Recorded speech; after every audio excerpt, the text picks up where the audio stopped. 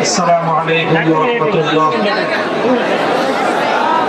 الحمد لله رب العالمين والصلاة والسلام على سيد الأنبياء والمرسلين وعلى آله وأصحابه ومن تبعهم ودعا بدعوتهم وجاهد بجهادهم إلى يوم الدين وبعد. أعوذ بالله من الشيطان الرجيم. بسم الله الرحمن الرحيم. وكذلك جعلناكم أمة وسطا لتكونوا شهداء على الناس. صدق الله العظيم.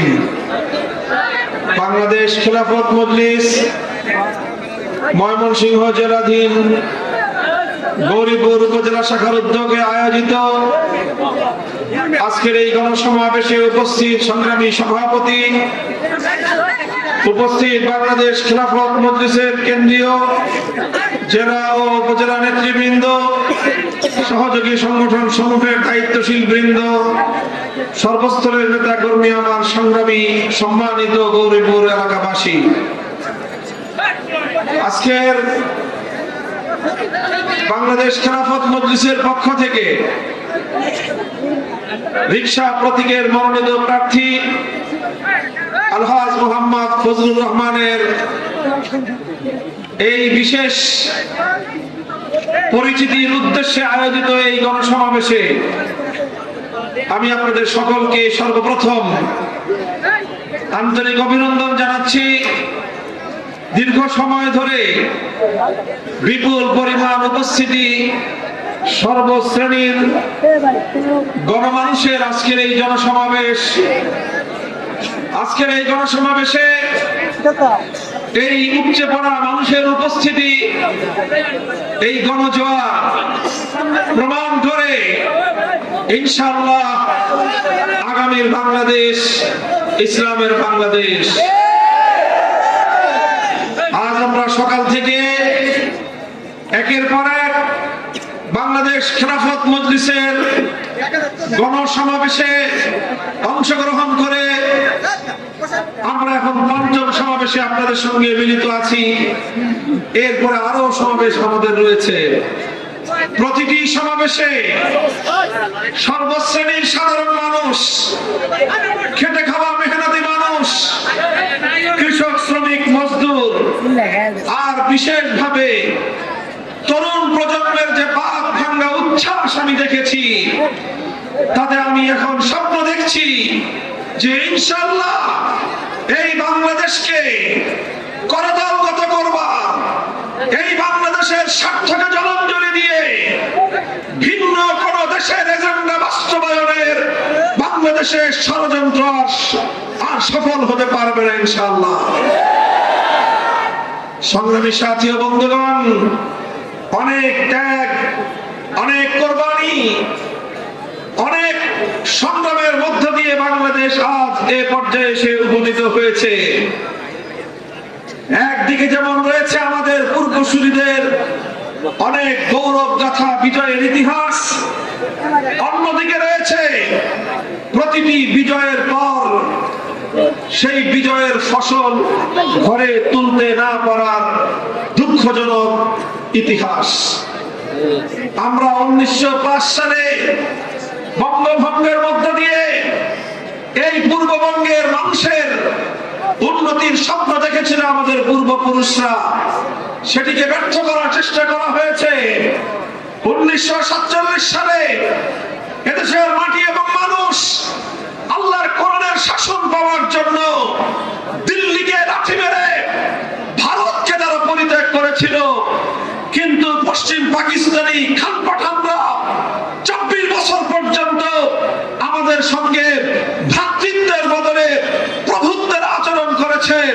কোরআন সুন্নাহর শাসনের পরিবর্তে শাসনের নামে আমাদেরকে শোষণ দিয়েছে, শোষণ করেছে, বঞ্চনা আর অধিকার হরণ ছাড়া কিছুই দেয় নাই।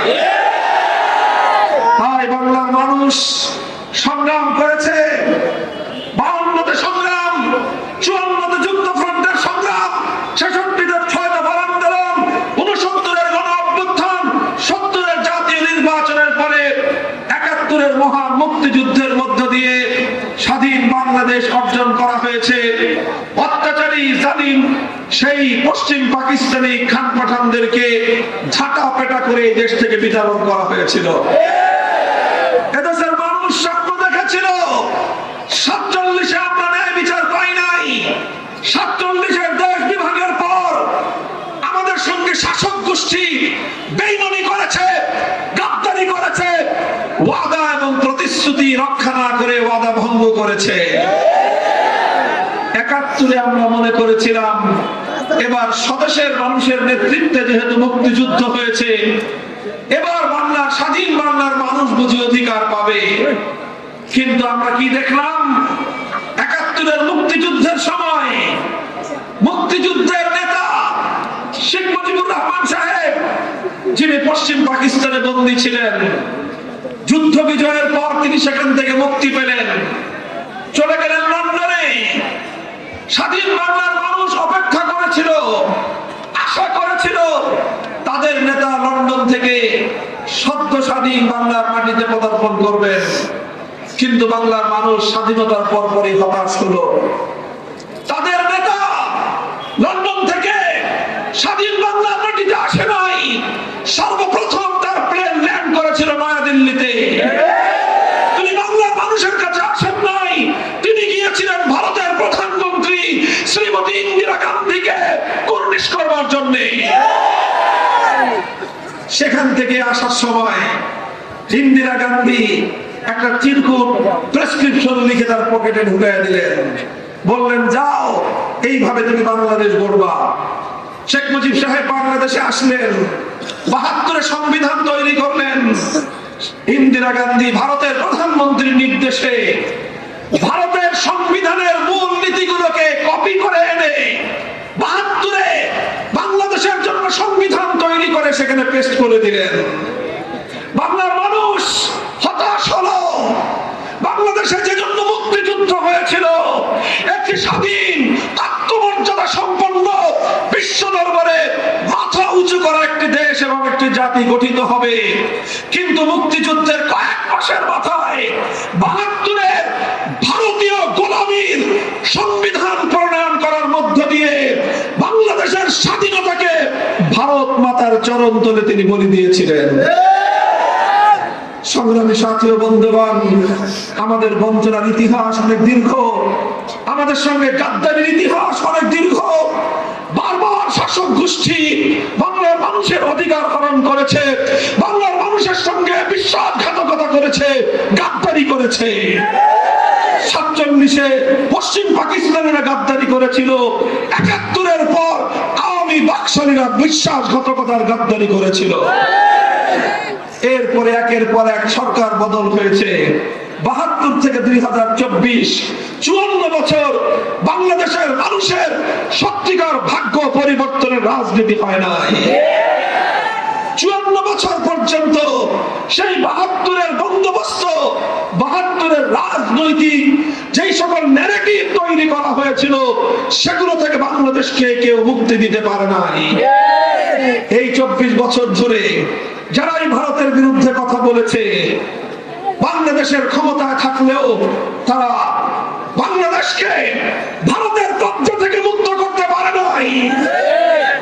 দেশপ্রেমিক প্রেসিডেন্ট হয়ে ভারতের করল গ্রাস থেকে বাংলাদেশকে মুক্ত করতে গিয়ে শাহাদাত বরণ করতে হয়েছে, কিন্তু বাংলাদেশকে ভারতের আধিপত্য থেকে কেউ মুক্তি করতে পারে না। আসলো 24 সাল, 2024-এর জুলাইতে এদেশের ছাত্র জনতা রাজপথে নামলো। দাবি ছিল তাদের একটা যৌক্তিক, কোটা নয়, মেধার ভিত্তিতে দেশটাকে তারা করতে চায়। কোটার মাধ্যমে একটি দলের নির্ধারিত কর্মী গুন্ডা বাহিনীকে গোটা প্রশাসনে অন্তর্ভুক্ত করে দেশটাকে একদলীয় একটি গুন্ডাখানায় পরিণত করা হয়েছিল। সেখান থেকে আমার দেশের শিক্ষিত তরুণরা তারা বলল, কোটা নয়, আমরা মেধার ভিত্তিতে দেশ গড়তে চাই। তারা মেধার ভিত্তিতে বৈষম্যহীন এক বাংলাদেশ গড়বার জন্য রাজপথে নামলো। এই অপরাধে ফ্যাসিবাদী শেখ হাসিনার খুনি বাহিনী গুলি করে আমার সন্তানদেরকে রাজপথে হত্যা করলো। একটা একটা করে গুলি ছড়ে আমার এক একটা সন্তান রাজপথে লুটিয়ে পড়ে। একজন লুটিয়ে পড়লে 100 জন আসে, 100 জন শাহাদাতের পর লক্ষ জনতা রাজপথে নেমে আসলো। তখন শেখ হাসিনা তাদেরকে বলল, যারা আন্দোলন করছে, যারা সংগ্রাম করছে, এরা সব রাজাকারের বাচ্চা। আমার দেশের 4 কোটি ছাত্র জনতাকে তিনি ক্ষমতার মস্তদে বসে রাজাকারের বাচ্চা বলে গালি দিলেন। বাংলার তামাম সন্তানেরা প্রতিটি শিক্ষাঙ্গন থেকে বেরিয়ে আসলো। স্কুল, কলেজ, আলিয়া মাদ্রাসা, কওমি মাদ্রাসা, ইউনিভার্সিটি, প্রাইভেট ইউনিভার্সিটি, প্রতিটি শিক্ষাঙ্গন থেকে ছাত্ররা বিভেদের সকল দেয়ালগুলো ভেঙে হাতে হাত রেখে রাজপথে তারা ইস্পাত কঠিন ঐক্য গড়ে তুলল। ছাত্র জনতা বলল, দেশের পক্ষে কথা বললে যদি রাজাকার হতে হয়, দেশকে মেধার ভিত্তিতে গড়ে তুলবার স্বপ্ন দেখলে যদি রাজাকার হতে হয়, দেশকে ভালোবাসলে যদি রাজাকার হতে হয়, দিল্লির আধিপত্যের বিরুদ্ধে কথা বললে যদি রাজাকার হতে হয়, দিল্লির লুটপাটের বিরুদ্ধে কথা বললে যদি রাজাকার হতে হয়, একদলীয় শাসন ব্যবস্থার বিরুদ্ধে, স্বৈরতন্ত্র ফ্যাসিবাদের বিরুদ্ধে কথা বললে যদি রাজাকার হতে হয়, প্রতিটি শিক্ষাঙ্গনে মধ্যরাতের গহীন নীরবতা ভেঙে বাংলার আকাশ বাতাস প্রকম্পিত করে তুলল আমাদের ছাত্র জনতা। স্লোগান উঠল, আমি কে তুমি কে। মূলত সেদিনই বাংলাদেশের ইতিহাসের ঘৃণ্যতম, নৃশংসতম যুগের লেডি ফেরাউন শেখ হাসিনার ক্ষমতার কফিনে ব্রেক ঠুকে গিয়েছিল। ছিল শুধু জানাজা। 5ই আগস্ট দুপুরের আগে জানাজা হয়ে সেই লাশ পাচার হয়ে গেছে যেখানে যাওয়ার সেখানে। মরার যেমন আর কোনদিন কবর থেকে ফিরতে পারে না, শেখ হাসিনা বাংলার রাজনীতিতে কোনদিন ফিরতে পারবে না। আওয়ামী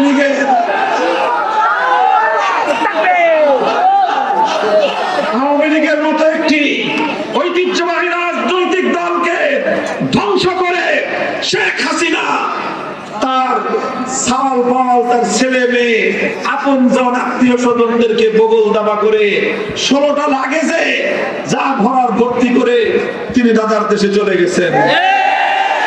আওয়ামী লীগের নেতা কর্মীদেরকে বলি, ওই মরা লাশ বাংলার মাটিতে ফিরে আসার দুঃস্বপ্ন দেখেন না। যদি বাংলাদেশে আপনাদের দেশের জন্য, জাতির জন্য, জনগণের কল্যাণে যদি আপনারা অবদান রাখতে চান, ভূমিকা রাখতে চান, তাহলে যারা জুলাই বিপ্লবের সময় আমার তামাম সন্তানদেরকে খুন করেছে আপনাদের দলের গুন্ডা বাহিনী, 2013 সালে শাপলা চত্বরে বুলেটের আঘাতে নবী প্রেমিক হেফাজতের দায়িত্বশীল আলেম ওলামাদেরকে যারা শহীদ করেছে, সেই সকল খুনি মাস্তানদেরকে পরিত্যাগ করেন। ভালো যারা আছেন তারা হয় নতুন করে রাজনৈতিক দল গঠন করেন, অথবা পুরনো দেশপ্রেমিক রাজনৈতিক দলগুলোতে সামিল হয়ে আপনারা দেশের জন্য কল্যাণে নিবেদিত হন। সংগ্রামী সাথী ও বন্ধুগণ, আমি বলতে চাই, এই যে জুলাই বিপ্লব হলো, জুলাই বিপ্লবের বাংলাদেশে আগামী জুলাই বিপ্লবের ভিত্তিতে একটি নতুন বাংলাদেশ গড়বার স্বপ্ন নিয়েই সহস্রাধিক তাজা প্রাণ জুলাই মাসে রক্ত দিয়েছে, জীবন দিয়েছে। আমি আপনাদেরকে প্রশ্ন করতে চাই, জুলাইয়ের যোদ্ধা যারা রক্ত দিয়ে, জীবন দিয়ে বাংলার মাটিকে ফ্যাসিবাদ থেকে মুক্ত করলো, যারা বিদেশি আধিপত্যবাদ থেকে মাতৃভূমির সোনার মাটিকে মুক্ত স্বাধীন করলো, আমরা কি সেই সকল বীর শহীদদেরকে ভুলে যেতে পারি? আমরা তাদের রক্তের সঙ্গে গাদ্দারি করতে পারি? এজন্যই আমরা শুরু থেকেই দাবি করেছি, জুলাই বিপ্লবকে বাংলার রাজনীতিতে কার্যকর করতে হলে জুলাই সনদ বাস্তবায়ন করতে হবে। জুলাই সনদ স্বাক্ষরিত হয়েছে।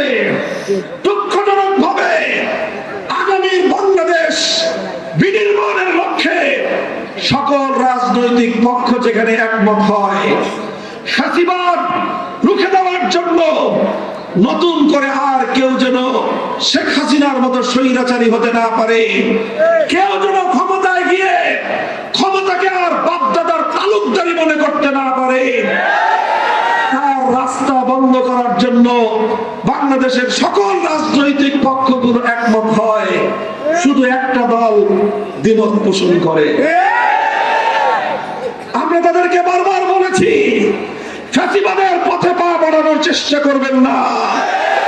বাংলার মানুষ লেডি ফেরাউনকে উৎখাত করেছে। এদেশের মানুষের উপর আর কেউ ফ্যাসিবাদী কায়দায় শাসন পরিচালনার দুঃস্বপ্ন দেখলে তার পরিণাম শেখ হাসিনার চেয়ে ভয়াবহ হবে।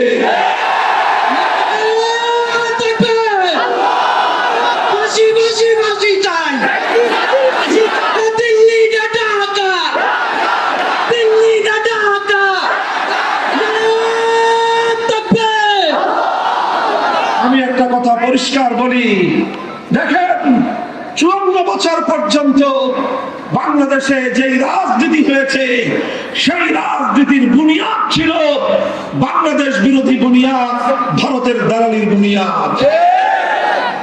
বাংলাদেশে বিগত 54 বছর যেই রাজনীতি হয়েছে, তার অন্যতম একটা বৈশিষ্ট্য ছিল সংখ্যালঘুদেরকে রাজনীতির গুটি হিসেবে ব্যবহার করার অপপ্রয়াস। সংখ্যালঘু ভাইদেরকে নিয়ে রাজনীতি করা হয়েছে, তাদেরকে নিয়ে নাটক করা হয়েছে।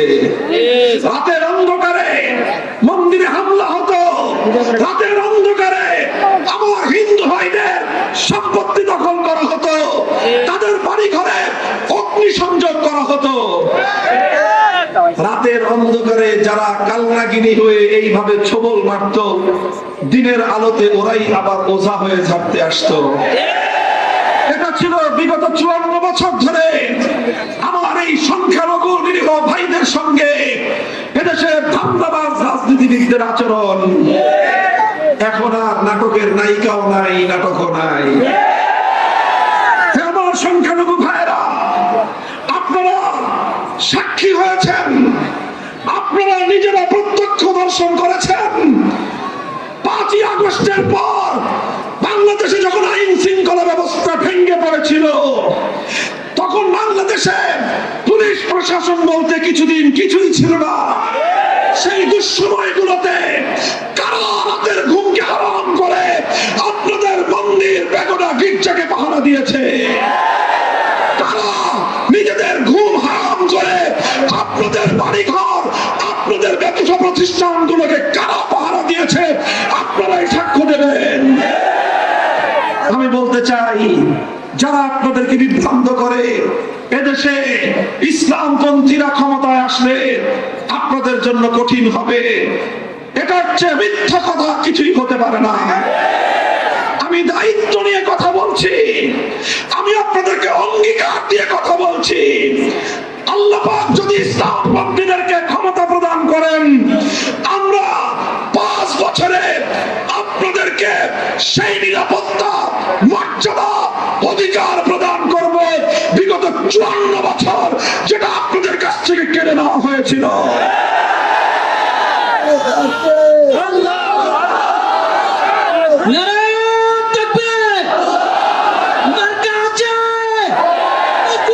মনে রাখবেন, এই জন্যই আমরা আমাদের দলের স্লোগান নিয়েছি, ধর্ম বর্ণ ভিন্ন মত সবার জন্য।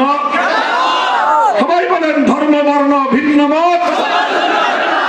খেলাফত শুধু মুসলমানের জন্য নয়, খেলাফত শুধু ইসলামের জন্য নয়, খেলাফত ব্যবস্থা আমার নবী বলেছেন, দেখো মুসলমানেরা, তোমাদের দেশে বসবাসরত কোন সংখ্যালঘুর সঙ্গে যদি তোমরা অন্যায় আচরণ করো, স্বয়ং আমি তোমাদের নবী রাহমাতুল লিল আলামিন কিয়ামতের দিন সংখ্যালঘু অমুসলিমের পক্ষ হয়ে আল্লাহর দরবারে মুসলমানের বিরুদ্ধে নালিশ দায়ের করব। হে আমার সংখ্যালঘু ভাইরা, আপনারা যদি আমাদের ধর্ম গ্রহণ করতে না চান, আপনারা শান্তিপ্রিয় ভাবে আপনার ধর্ম পালন করবেন, নিরাপত্তা দেওয়ার দায়িত্ব আমাদের। আমরা কোনোদিন আমাদের ধর্মকে গায়ের জোরে কারো উপরে চাপিয়ে দেই না। ইসলাম এটা সমর্থন করে না।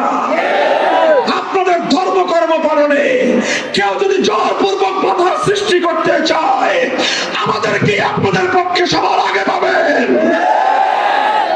বলতে চাই এ কথাই। সুতরাং বিগত দিনের ধান্দাবাজির রাজনীতি সবচেয়ে বেশি ক্ষতি করেছে সংখ্যালঘুদেরকে। আপনারা নতুন দিনে নতুন স্লোগানে আসুন, 24-এর বন্দোবস্তকে বাস্তবায়ন করুন। বাংলাদেশে আজ দুটি পক্ষ, এক পক্ষ 72-এর পক্ষ, আরেক পক্ষ 24 জুলাইয়ের পক্ষ। প্রতিটি রাজনৈতিক দলকে পরিষ্কার করতে বলবো, কে কোন পক্ষে আছেন নিজের অবস্থান পরিষ্কার করুন। আমরা আমাদের অবস্থান পরিষ্কার করছি। আমরা 72-এর বাকশালপন্থী নই, আমরা 24-এর বিপ্লবকামী বিপ্লবীপন্থী।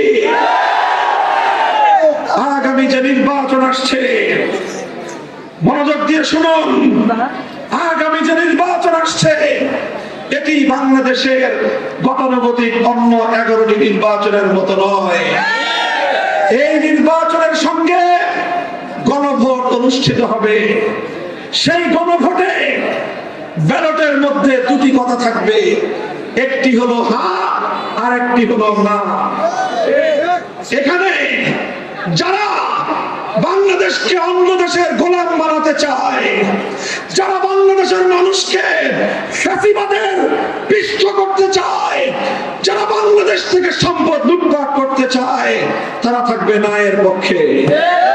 যারা বাংলাদেশকে আগামী দিনে মানুষের অধিকার প্রতিষ্ঠা করতে চায়, যারা ফ্যাসিবাদের ব্যবস্থা বন্ধ করতে চায়, যারা জনগণের শাসন কায়েম করতে চায়, যারা এদেশের মানুষকে 24-এর বিপ্লবের ভিত্তিতে সুন্দর বাংলাদেশ উপহার দিতে চায়, তারা থাকবে হায়ের পক্ষে। আমরা হায়ের পক্ষে থাকবো। আমি আপনাদেরকে জিজ্ঞাসা করি, আপনারা নার পক্ষে না হার পক্ষে? আপনারা 72-এর পক্ষে না 24-এর পক্ষে? সুতরাং আগামী এই গণভোটে আমাদেরকে 24-এর সনদের পক্ষে হা মার্কায় সিল মারতে হবে, হা ব্যালট বাক্স ভরতে হবে। যারা না ভোটের ক্যাম্পেইন করবে, বুঝতে হবে তারা বাংলাদেশে ফ্যাসিবাদ ফেরাতে চায়। যারা নায়ের পক্ষে অবস্থান নিবে, বুঝতে হবে ওরা দেশ বিরোধী ফ্যাসিবাদের দোসর। পরিষ্কার কথা এগুলো আমাদের। আমরা আমাদের অবস্থান পরিষ্কার করলাম। আপনারা আমাদেরকে দেখেন, রাজনীতি করি আলহামদুলিল্লাহ, নিজের আখের গোছানোর জন্য নয়। আমাদের রাজনীতির ইতিহাস দেশ জাতি এবং ইসলামের সাথে বিশ্বাস রক্ষা করার ইতিহাস। আমরা প্রয়োজনে জিন্দানখানার অন্ধকার সেই অন্ধকার কক্ষকে আমরা বেছে নিয়েছি, অন্ধকার কারা প্রকোষ্ঠকে আমরা নির্বাচন করেছি, কিন্তু দেশ জাতি ইসলামের সঙ্গে গাদ্দারি করতে আমরা প্রস্তুত হই নাই। দেশের প্রশ্নে জালিমের সামনে আমরা মাথা নোয়াই নাই। এই জন্য আমাদেরকে অনেক মূল্য পরিশোধ করতে হয়েছে। সবচেয়ে বেশি 2021 সালের পরে আমাদের দল গোটা বাংলাদেশ খেলাফত মজলিসটাকে ধরে শেখ হাসিনা সরকার কারাগারে ভরে রেখেছিল, কারণ আমরা শেখ হাসিনার সামনে মাথা নোয়াই না। সংগ্রামী সাথী ও বন্ধুগণ, তাই আমি আপনাদেরকে প্রতিশ্রুতি দিচ্ছি, অঙ্গীকার করছি, আমরা প্রতীক হিসেবে বেছে নিয়েছি মেহনতি মানুষের প্রতীক, রিকশা প্রতীক। এই রিকশা প্রতীক আমি আপনাদের জননন্দিত গৌরীপুরের মাটি এবং মানুষের নেতা আলহাজ ফজলুর রহমানের হাতে তুলে দিলাম। এই রিকশা মেহনতি মানুষের প্রতীক। আমরা দেখেছি বিগত দিনগুলোতে যে রাজনীতি হয়েছে, রাজনীতির পালাবদল হলে শিল্পপতিদের ভাগ্যের পরিবর্তন হতো, রাজনীতির পালাবদল হলে রাজনীতিবিদদের ভাগ্যের পরিবর্তন হতো। গরিবকে নিয়ে কেউ চিন্তা করে নাই, গরিবের উপর কিভাবে আরো বেশি ট্যাক্স আরোপ করা যায়, শুধু সেই গরিব নির্মূল করার বন্ধ। আপনারা দেখেছেন যে একটি নতুন বাংলাদেশ গড়বার জন্য যতগুলো প্রস্তাব সামনে এসেছে, বাংলাদেশের প্রায় সব রাজনৈতিক মত এবং পথের মানুষ ঐক্যবদ্ধভাবে সেগুলোতে সমর্থন জানিয়েছে। কিন্তু নতুন বাংলাদেশের সংস্কারের পক্ষে যারা ক্ষমতায় আসার চিন্তা করে, তারা সংস্কারের বিপক্ষেই শুধুমাত্র তাদের মতামত দিয়ে গেছে। আমরা তাদেরকে বলি, যদি বাংলাদেশে শাসন কার্য পরিচালনা করতে হয়, এই সকল দূরভিসন্ধির নিয়ত পরিবর্তন করেন। শেখ হাসিনার পরিণাম থেকে শিক্ষা গ্রহণ করুন। যে শেখ হাসিনা বাংলাদেশে একের পর এক নিরপরাধ রাজনীতিবিদদেরকে ফাঁসি কাষ্ঠে ঝুলিয়ে বাংলাদেশকে একটি মৃত্যুপরীতে পরিণত করেছিল, বিরোধী দলীয় নেতা কর্মীদেরকে গুম করে খুন করে গোটা বাংলাদেশকে একটি নীরব কবরস্থানে পরিণত করেছিল, আজ সেই শেখ হাসিনার চোখের সামনে ফাঁসির দড়ি ঝুলছে। শেখ হাসিনা বাংলাদেশে আসবে, সেই স্বপ্ন তার ইনশাআল্লাহ কোনোদিন পূরণ হবে না। নতুন কেউ শেখ হাসিনা হওয়ার চিন্তা করবেন না, পরিণাম শেখ হাসিনার চেয়ে ভয়াবহ হবে। শেখ হাসিনা শেষ মুহূর্তে হেলিকপ্টারে করে পালিয়ে গেছে। বাংলাদেশের মানুষ এবার 6 তারিখের লং মার্চকে একদিন আগে 5 তারিখ এনেছিল। এর পরের বার যদি কেউ শেখ হাসিনা হওয়ার চেষ্টা করে, বাংলাদেশের মানুষ আরো একদিন আগে 4 আগস্ট লং মার্চ করে গণভবন থেকে চিমটি চিমটি করে ছিঁড়ে নিয়ে যাবে। পালাবার সুযোগ পাবে না কেউ। এই জন্য যারা যারা যারা ক্ষমতার দৌড়ে আছেন, সবাইকে আমি শেখ হাসিনার পরিণাম থেকে শিক্ষা গ্রহণ করার উপদেশ দেই। আমি নিজেকে উপদেশ দেই, সতর্ক হয়ে যাও। বাংলার মানুষ হাজার বছরের ইতিহাস, তারা জুলুমের সামনে কোনোদিন মাথা নত করে না। ইনশাআল্লাহ এবার আমরা শপথ করে আসুন, ধর্ম বর্ণ নির্বিশেষে দল মতের ঊর্ধ্বে উঠে আপনাদেরকে আমাদের আখেরি পয়গাম। আপনারা তো সব রঙের বাংলাদেশ দেখেছেন, সোনার বাংলাদেশের স্লোগান শুনেছেন, নতুন বাংলাদেশের গান গেয়েছেন, সবুজ বাংলাদেশের কথাও দেখেছেন, ডিজিটাল বাংলাদেশের মুখরোচক গল্প শুনেছেন। ডিজিটাল বাংলাদেশের নামে বাংলাদেশ ব্যাংক থেকে ডিজিটাল কায়দায় হাজার হাজার জনগণের টাকা লোপাট হয়ে বিদেশে পাচার হতেও দেখেছেন। দেশের মানুষ, গার্মেন্টসের শ্রমিকরা কষ্ট করে পয়সা কামায়, চাল ডাল তেল কিনে সেখান থেকে 15 টাকা করে ভ্যাট কেটে রাষ্ট্রীয় কোষাগারে সম্পদ জমা হয়।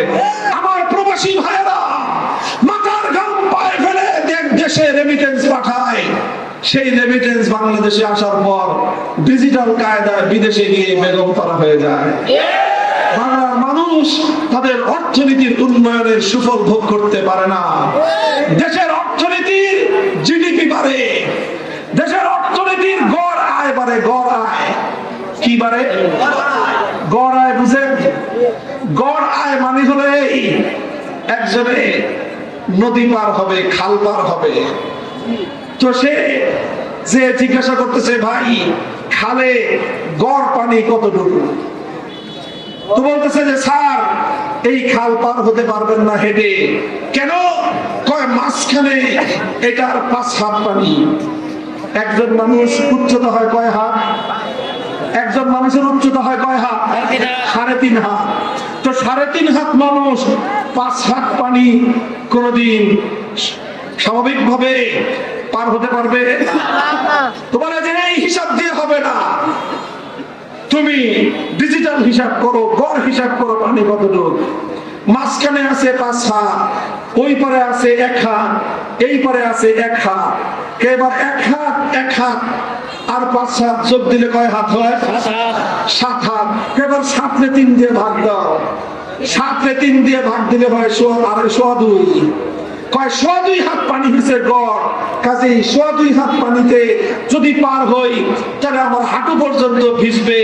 গড় হিসাব করে তো খাল পার হয়ে যাওয়া যায়। আমাদেরকে শুভঙ্করের এই গড় হিসাব দেয়, গড় হিসাব বলে যে বাংলাদেশের গড় আয় বেড়ে গেছে। গড় আয় তো বাড়বেই। তোমাদের এক একজনের দেশে 3টা বাড়ি, বিদেশে 4টা বেগম পাড়া, আয় তো তোমারটা বাড়ছে। লুটেরাদের সম্পদ বৃদ্ধি পেয়েছে, চোর বাটপারদের সম্পদ বৃদ্ধি পেয়েছে, বিদেশে যারা পাচার করেছে তাদের সম্পদ বৃদ্ধি পেয়েছে, কিন্তু বাংলার সাধারণ মানুষের ক্রয় ক্ষমতা আরো কমে গিয়েছে। কাজেই গড় আয় কোনদিন একটি দেশের অর্থনৈতিক উন্নতিকে রিপ্রেজেন্ট করে না। আমরা গড় আয়ের উন্নতি চাই না, আমরা পার ক্যাপিটা ইনকাম বৃদ্ধি চাই না, আমরা দেশের দারিদ্র সীমার নিচে বসবাসরত জনগণের ক্রয় ক্ষমতা বৃদ্ধি করতে চাই। হে দেশের জনগণ, আমি তোমাদেরকে প্রতিশ্রুতি দিচ্ছি, ইনশাআল্লাহ ইসলামপন্থীরা ক্ষমতায় আসলে দেশের শিল্পপতিদের উন্নতি হবে না বেশি, বরং দেশের সাধারণ মানুষের ক্রয় ক্ষমতা, তাদের অর্থনৈতিক স্বাবলম্বিতা বৃদ্ধি পাবে ইনশাআল্লাহ। গড় আয় শুধু বৃদ্ধি পাবে না, দেশের সাধারণ মানুষদের আয় ইনকাম বৃদ্ধি পাবে। এমন রাজনৈতিক অর্থনৈতিক ব্যবস্থা আমরা ইনশাআল্লাহ গড়ে তুলবো। কিন্তু এগুলো করতে পারবো যদি আপনারা আমাদেরকে সমর্থন দেন, যদি আপনারা আমাদের পাশে থাকেন। হে বাংলার মানুষ, আমরা আপনাদের সেবা করতে চাই, আমরা আপনাদের খেদমত করতে চাই।